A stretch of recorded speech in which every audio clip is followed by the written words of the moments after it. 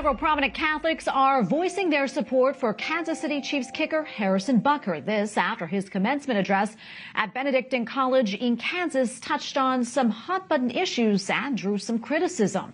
The practicing Catholic and Super Bowl winner received backlash for sharing his views on gender, abortion, assisted suicide, and IVF. Kristen Hawkins from pro-life group Students for America welcomed the remarks, saying, quote, "If you watch one video today, this should be it." The head of the diocese, Kansas City St. Joseph, also weighed in. Bishop James Johnston said in part, quote, "Harrison Butker's passion for his Catholic faith and his family are beautiful and well known. And like most people, he also has strong opinions on where we are as a church and as a nation." This comes amid calls for the Chiefs to fire Butker, and even the NFL denounced his comments. And for analysis, we turn to Doug Eldridge, who is a sports agent and founder of DLE Agency and Achilles Public Relations, and a Christian. Doug, great to be with you as always. A lot to talk about today, but first, are you surprised at all at the backlash that Harrison is getting for his speech, which really focused on the Catholic faith and traditional values, and it happened at a Catholic college? You know, that's the perfect lead-in, Tracy. I mean, at some point over the last 5 years, traditional has been a catalyst for controversial.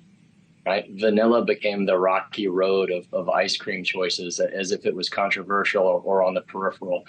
So I'm not surprised. I don't say that in jest or sarcastically, but I'm concerned about the position not only for Harrison, but also for the legion of fans and practicing Catholics and Christians and conservatives across the country who have been put in a judo stance, a defensive posture for what 10, 20, 30 years ago would have been considered benign comments. It's a unique time, a unique position in time that we're in right now. Yeah, and Doug, talk to us about, some of the things that he said that sparked an uproar and why you think it's upsetting a number of people. Well, let me view it through two lenses. So I run two companies. One is an integrated sports management firm, everything from NFL to NBA, golf, Olympic athletes. The other is a commercial PR firm. And I say that for two reasons. As an agent, I always look at the waiver wire for every team, because even if I don't have a client on that team, I need to know what those teams are thinking, the decisions they're making, and the position that they're in. Similarly, on the PR side, regardless of what my political posture is or isn't, I watch every channel on the cable news network, and I read a litany of newspapers and digital platforms, because information is key.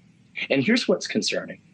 He was in a commencement speech format. He was the invited speaker. It was a friendly audience. This was not a campus protest situation. And he espoused values that were in line with that audience. The problem, and I say this with due respect to people with whom I have great respect for, the likes of Stephanie Rule on MSNBC and a variety of others, who have come out and said that he's on the wrong side of history. Well, that's a subjective take on a subjective opinion. When we back out to 50,000 feet objectively, that's half the country's views and values. But you can also quantify and qualify that, Tracy.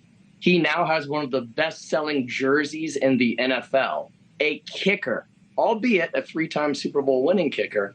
But it's not because of his on-field performance, but rather his off-field values and sense of purpose. And I'm a free speech absolutist. So anytime we see somebody who's called to the gallows, not for what they said or how they said it, but because they had the courage or the tenacity or temerity to even say it, I think that creates a dangerous paradigm. So when you see his teammate Patrick Mahomes backpedal and say, "Well, I never talked to him unless before or after the season," you see the NFL, who has specially painted end zone hashtags, back away from it, and even the Chiefs, who are now putting their thumb on the scale to weigh the benefit and burden of actually making a formal statement on this. It's concerning, because when you redact the fact pattern and you rewind just a couple of years ago when people were marching in the streets for a variety of social justice issues, we have to have the ability and the freedom and the opportunity to speak our values, whether the other party or person or the person on the other side of the block agrees with you or not. Now, here's where it translates in the sports business world. Absolutely. Doug, I got to get going here. They're wrapping me. But, Doug, always great to have you on. So great to get your insights. We really appreciate it, my friend. God bless. Thanks, Trace.